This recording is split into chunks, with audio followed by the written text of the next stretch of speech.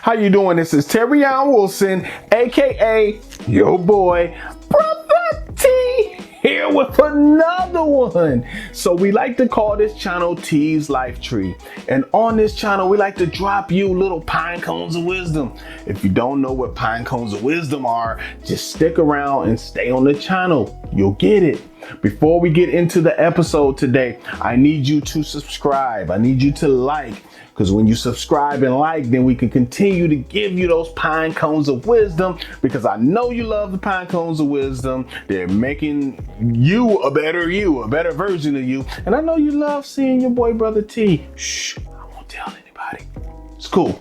All right, so let's get into it. So this is the next in the how, fill in the blank, ruin the relationship series. Okay, we did other ones, and now this one is how Disney ruined the relationship. Now, I just want to give a couple of disclaimers before I get started.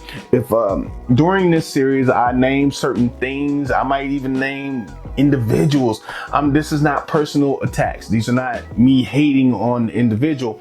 I'm just trying to open up a lot of you out there. I just want to open your eyes to a different way to look at how media has affected us in relationships. Okay, that's all. I just want to broaden the way you look at it. Okay, I'm not necessarily hating on those individuals. I'm just saying the way we took that in and adopted it in our lives without even knowing it. So how did Disney ruin the relationship?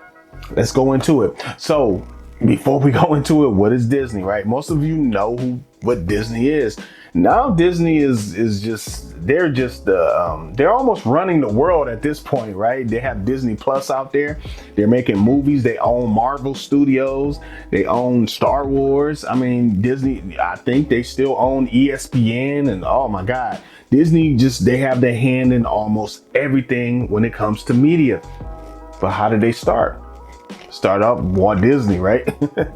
So the guy Walt Disney, he made theme parks and he started making cartoons and he transitioned to movies. Okay, so and they were supposed to be children driven, even though over the years you can see adult themes kind of snuck into some of the material. So how would Disney ruin a relationship though? Okay, so that's just Disney, a broad sense of what Disney is. When they started coming out with the princess concept, now princesses really existed, right? But they put an extra fantastic view or spin on it, if you will. The princess, the Disney princess, is one of the things that I believe ruined the relationship, the modern way in which we look at relationships, because you have, a bunch of wannabe princesses who are extra spoiled, who are just looking for the fantasy. And life is not a fantasy. There are going to be good days. There are going to be bad days, or not so good days, depending on how you're looking at it, right? But you're not going to always live a fantasy. If you get married to somebody, it's not going to stay a fairy tale the whole time. And you can get along the whole time and you can be compatible, but there are going to be storms. Okay, every day is not going to be a sunny day. And if you go back and look at a lot of those Disney films, that is the perpetual narrative that's pushed, that it's going to be a fairy tale. All you have to do is endure to the end, and then you will live this fantastic life with your beautiful, handsome, rich prince. And it just doesn't happen like that, right? Some people might get lucky out there, right? You might get lucky and find the right mate for you that has most of those characteristics. But in all honesty, most of the time, there's going to be something about that person that irks you, right? He's not going to be Prince Charming the whole time. That's all I'm saying. So we have to have a more realistic approach to the way we approach relationships when we come out of our teenage years and we go into our adult years. So let's go into some of the things specifically that led to Disney helping to ruin the relationship. Unrealistic standards. And some of those unrealistic standards comes from that I'm supposed to be Prince Charming, ride up on a horse, chivalry, and all that stuff. and you just expecting me to come save the day. Now, I'm not saying that men are not supposed to take charge of situations, make sure stuff is handled, and I'm not saying that men are not supposed to be problem solvers. You get what I'm saying? But what I'm saying is, you have to be your own problem solver. You have to get in there and do your own work as well. You can't just rely on an individual to come in, save the day, and then everything works out from there. That's usually not how life works. All right. And that leads to a lot of, lonely ladies, especially later on in life when they start to look at their husband and their men and they say they're not good enough because they're looking for this prince, to come across, and then, they might dissolve their marriage looking for their prince. They're trying to find their soulmate, not knowing that the guy they were married to was probably their soulmate. This happens, right? Because you have a skewed perspective on what you think a soulmate is, right? Soulmates aren't all good. The purpose or one of the biggest purposes for having a soulmate is to have you do spiritual work.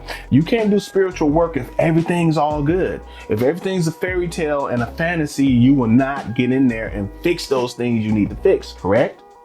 If you agree with me, then you know what I'm saying. Let's go back to the bullet points.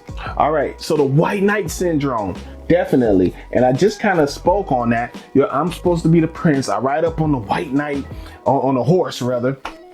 And I'm supposed to be chivalrous. I'm supposed to be 6 feet tall. I'm supposed to make 6 figures. Then I'm supposed to be a problem solver. And then any kind of issue you want in life is supposed to be handled. Then I'm supposed to be a porn star in the bedroom. Then I'm supposed to be faithful like Denzel. And then I'm supposed to be, you get what I'm saying? I'm supposed to be able to fix everything in the house. And then before you know it, you have nothing left.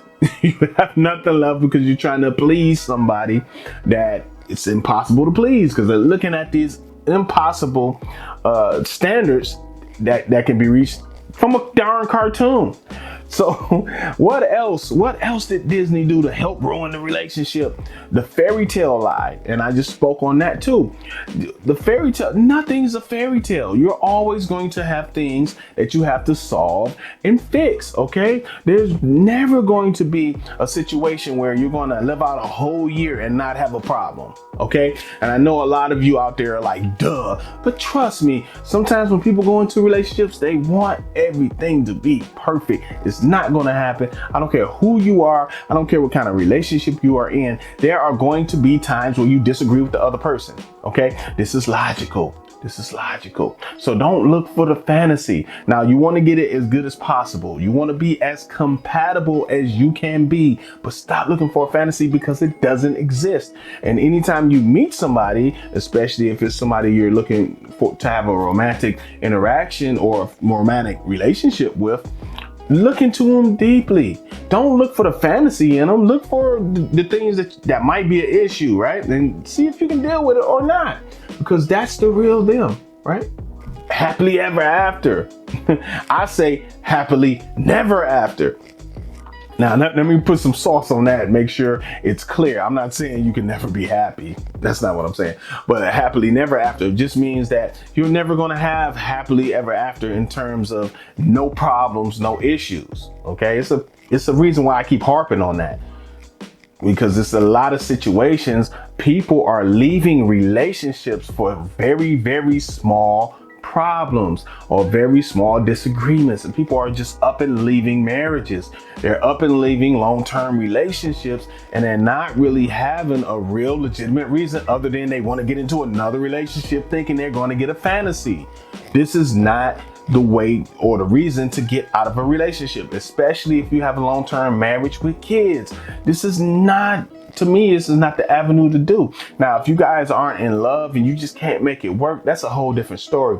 But if you're just looking for somebody just to do more of what you think your husband didn't do, you're going to get that and then find that he's going to lack in what your ex-husband used to be strong in. And then you're going to have that same imbalance and you're not going to be there either. You might even look back and say, I should have stayed there, right?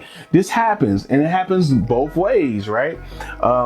how to Why Did I Get Married was a grand example of that, the Jill Scott character, right? And then the guy, her husband name was Mike, right? And he was kind of abusing her. I don't know if it was physically, but he definitely was emotionally abusing her, right? And it was kind of harsh as well. And he left her because he thought he had the little young pretty thing over here, and the young pretty thing couldn't do nothing else but be young and pretty and spend all his money. And then he realized that what he had was a better deal. And she even got to the point, the Jill Scott character, where she dropped pounds and started looking more statuesque and looking, you know, a little more physically appealing. And then he realized that he picked the wrong one because he went over there trying to chase the fantasy. You get me? He trying to chase the fantasy. He thought he was going to get everything the Jill Scott character had and then get that extra physical appeal too. He thought everything was over there. He's looking at the fantasy. He's looking at the fantasy. But what he got was actually worked worse for him, right? And so he looked back and said, man, I should have stayed there searching for a fantasy. And I just use that example because just to say that it does work both ways. It's not just ladies. I just use that example because I'm a man, so I have a certain perspective. I'm not hating on anybody or saying it's one-sided, right? So in closing, I just want people to know, especially for my very young adults that are about to fully blossom into adulthood, get this Disney thing out of your brain. If you've been watching The Princess and the Frog, and I know it makes you feel a certain way, and it's a beautiful, beautiful cartoon and all that good stuff. I even like it. It's pretty cool, right? But that's not how life really works. And I'm not saying don't look for Mr. Right. That's not what I'm saying. But what I'm saying is stop waiting for the perfect prince. Right? Have realistic goals, have realistic standards. I'm not even saying drop your standards per se, but what I'm saying is understand that people are human. So everybody doesn't have to have every single characteristic on that list. And that goes both ways, like I said earlier. This has been your man, Brother T, and I enjoyed talking to your family. Thank you for making it this far in the video. If you've done it, leave me a comment, okay? You can make it good, you can make it bad, I don't care. If you want some of the merchandise, the Life Tree shirts, I also have Brother T shirts, and and T's Money Tree shirts. Just hit that link right there in the description and I'll take you to all the merch, right, of all the channels we run. All right, so I'm out of here. I'm gonna catch you on the next video, family. Peace.